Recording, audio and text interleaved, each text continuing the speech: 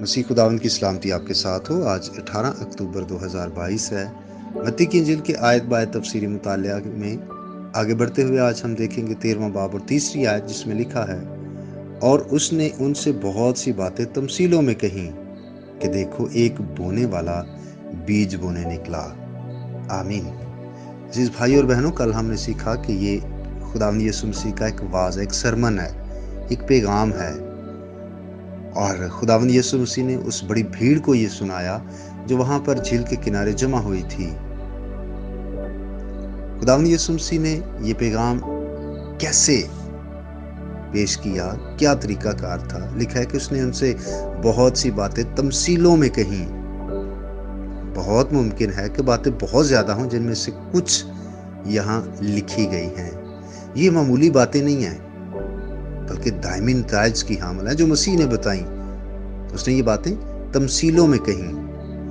یاد رکھیے کہ تمثیلوں کی مدد سے منادی کرنے اور تعلیم دینے کا یہ عام طریقہ تھا اور بہت فائدہ مند تھا، اس لیے کہ لوگ اس طریقے کو پسند بھی کرتے تھے اور یہ دلچسپ طریقہ تھا۔ ہمارے منجی نے اسے بہت استعمال کیا۔ اس طرح وہ عام لوگوں کی سطح پر آ جاتا تھا اور انہی کی زبان میں بات کرتا تھا۔ اگر ہم لفظ تمثیل کی بات کریں تو تمثیل کے معنی ہے تشبیہ دینا یا مشابہ ٹھہرانا، مطلب کہ ایک بات کو دوسرے پیرائے میں بیان کرنا۔ تمثیل ایک ایسا قصہ یا کہانی ہے جس کی مدد سے کوئی سبق سکھانا مقصد ہوتا ہے۔ تمثیلوں کا ایک مقصد یہ بھی ہے کہ سامعین کے سامنے، سننے والوں کے سامنے ایسی دل نشین مثال پیش کی جائے جس میں سے وہ خود ہی اپنے لیے اخلاقی اور دینی حقائق اخذ کر سکیں۔ اس طریقہ تدریس کے دو فائدے ہیں۔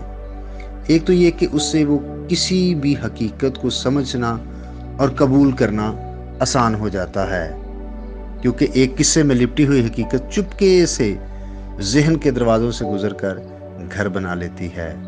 اور دوسرا اس کا یہ ہے کہ سننے والے یا پڑھنے والے مثال کے حقائق کو خود نکالتے ہیں، اور ہمارے خداوند یسوع مسیح نے اس عام طریقہ کار کو بہت زیادہ استعمال کیا۔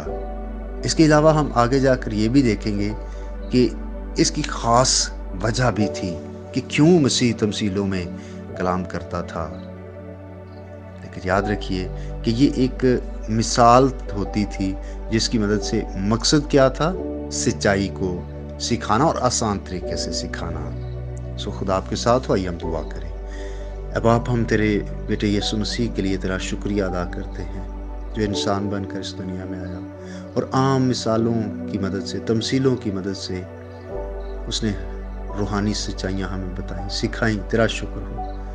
اب آپ، میں یسوع کے نام سے دعا گو ہوں، جتنے بھی عزیز بھائی بہنیں اس آڈیو کو سنتے ہیں، خدا باپ انہیں برکت دے، ان کے گھرانوں کو برکت دے۔ تیرا آسمان ہے خدا تیرے لوگوں کے لیے ہمیشہ کھلا رہے۔ جو بیمار ہیں ان کے لیے صحت یابی کی دعا کرتا ہوں، جو کسی اور مصیبت میں ہیں خداوند ان کی مدد فرما۔ میری دعا ہے خدا کہ موسم کے برے اثرات سے، موسمی اور وبائی بیماریوں سے خدا اپنے لوگوں کو صحت، زندگی، تندرستی اور برکت عطا کر، یسوع مسیح کے نام سے، آمین۔ میرا نام پاسٹر بشارت ہے اور یہ پیغام آپ کو ایونجیلیکل چرچ اٹک کی طرف سے بھیجا گیا۔ اب تک ہمارا چینل سبسکرائب نہیں کیا تو ابھی سبسکرائب کریں اور بیل آئیکن کو کلک کر کے ہماری لیٹسٹ ویڈیوز کے بارے میں اپڈیٹ جانیں۔